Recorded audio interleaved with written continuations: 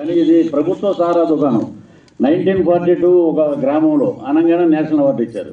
ప్రభుత్వ సారా దుకాణం ఇదేంటిది, ఏదో ఉందో కూర్చోబెడతారు జనాల్ని. So it is a commercial hit cinema.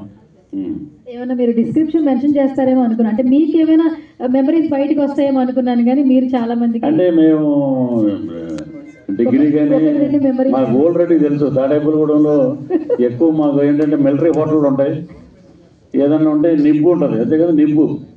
Potter ఇక్కడ హైదరాబాద్లో పోటర్ అంటారు, ఎక్కడైనా మేము నిబ్బు అంటాం.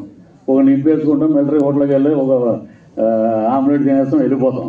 కానీ అప్పుడు మాకు సారా దుకాణాలు లేవు, ఉన్నాయి కానీ పెద్దలు ఉండేవారు. రే ప్రసాద్ కొట్టుకెళ్ళారంటే ప్రసాద్ ఏంటి ఇదేంటబ్బా అని అంటే, ప్రసాద్ అంటే ప్రభుత్వ సారా దుకాణం. అది ఇప్పుడు అన్నీ బెల్ట్ షాపులు. అది థ్యాంక్ యూ. ఈ మెమరీస్ ఏమైనా లాగుదాం అనుకున్నాను కానీ లేవు ఆమె సారా తాగే మెమరీ లేదు.